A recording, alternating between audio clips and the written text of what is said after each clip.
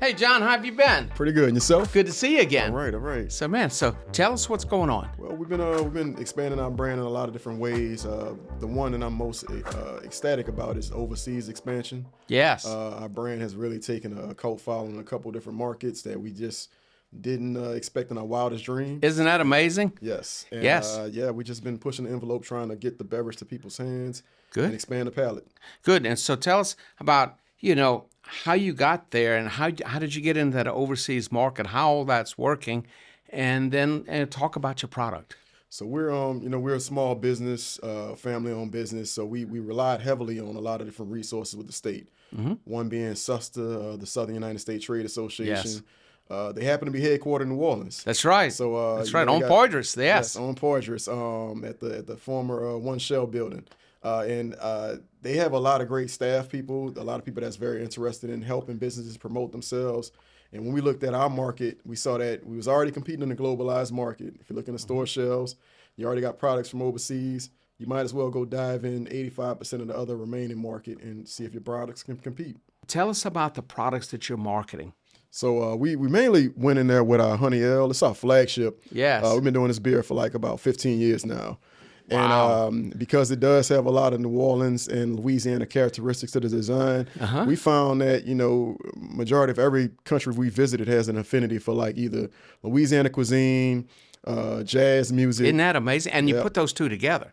That's the thing. And full disclosure, I don't speak any foreign languages yet. But when I go in them spaces, I make sure I maintain hospitality and, just being personable. And a lot of times the cultural exchange that you get, it allows our brand to infiltrate markets that we just didn't realize was attainable. I'm amazed.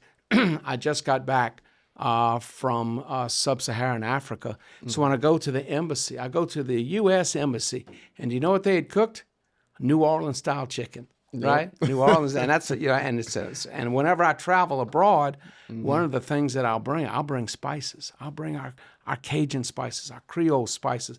I'll bring that, and I'll strategically leave it with all the ministers, right? Thinking, say, we'll be back, we'll be back. Yeah, and I follow up. Southeast Asia, we've been in those markets heavy. Wow. There's a Cajun restaurant in pretty much every province I land in. Yes. So it's a very easy conversation to have, like even if they don't know some of the more detailed nuances of our culture. When you talk about the food and those different food ways, beverages, you name it, they have an affinity for it. That's incredible. Southeast Asia, Spain, some of the Baltic areas. That's been my affinity in getting into the mix. Wow. And you're brewing all this in New Orleans, yes. In New Orleans East and that surrounding area. And then you told me that you're thinking about going into the beekeeping business so you can have a little of your own honey for your honey products. I mean, it's only right. I'm not thinking about it. I'm gonna do it. You're gonna do it. I know you're gonna do it. Well, that's the first step, right? Right. Yeah. You got to put a plan together. Yeah, but I think it's a natural evolution of me as not only a brewmaster but also as an entrepreneur to expose myself to those different talents. Wow. Yeah, and see, I'm a beekeeper. I've been a passionate beekeeper for many years. I still think I'm a beekeeping apprentice because I'm learning a lot, right? But I go out and talk to my bees. I make sure that they know that I am their friend, right? But they produce a lot of honey, and of course on our farms, they pollinate our gardens, they pollinate our fruit trees, they pollinate our fields, and of course people they may say, well, Doc, how come you let your grass grow so high in your pastures? I said, you see those wildflowers, right? They're making honey. Yeah, I really love the STEM aspect of it.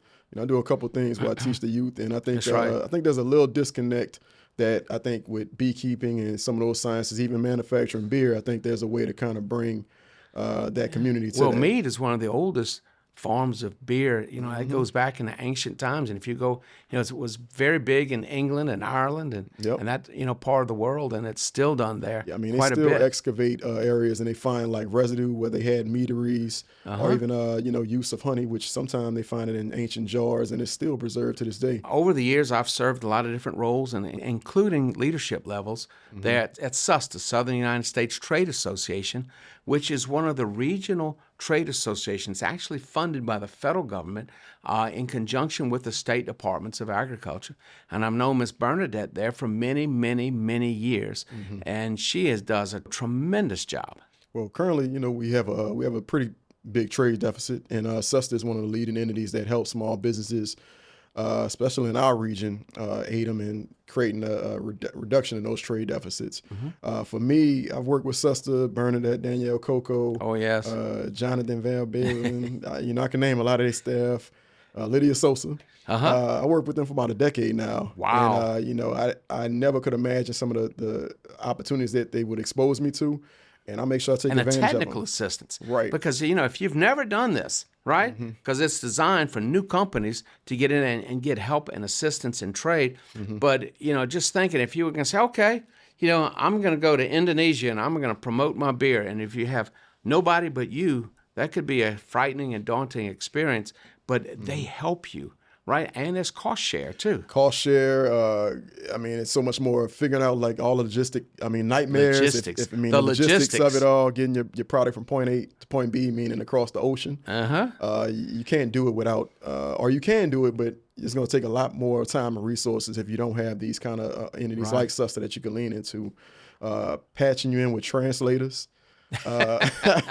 Letting you know, most importantly, letting you know the schedule of different trade shows that you can attend. Yeah, and going with you or bringing you with them to the different trade shows across the world. And yeah, that's so important. But again, that technical expertise is incredible. But it's such an opportunity.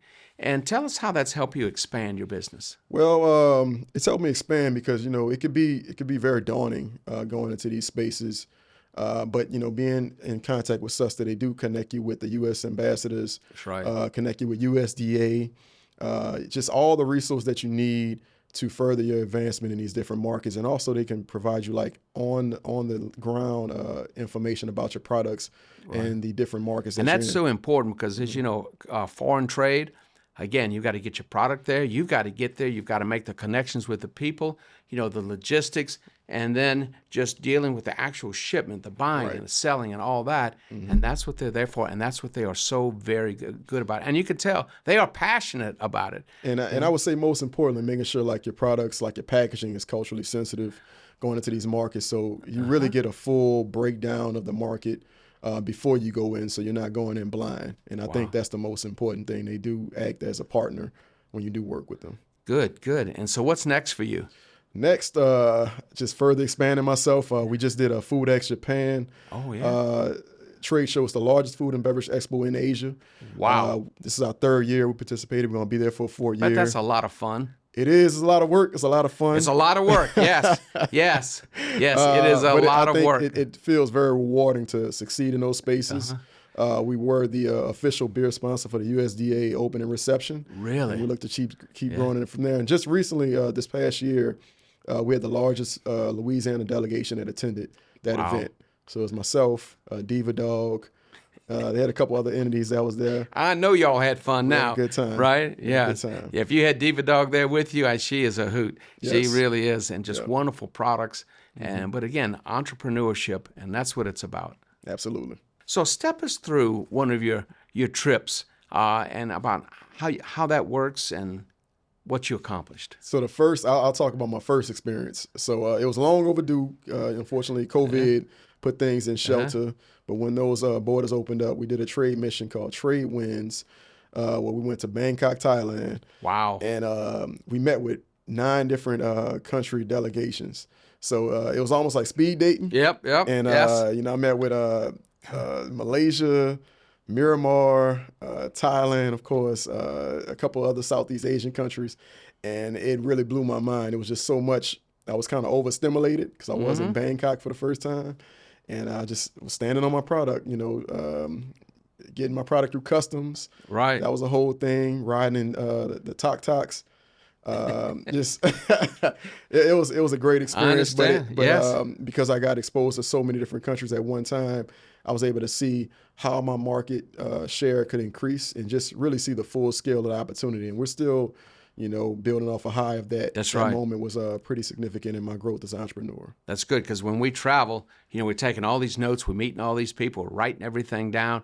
And then once we get home, right, then putting ABC together and starting those trade relationships and then building those trade relationships, right? Absolutely. And continuing the trade relationships.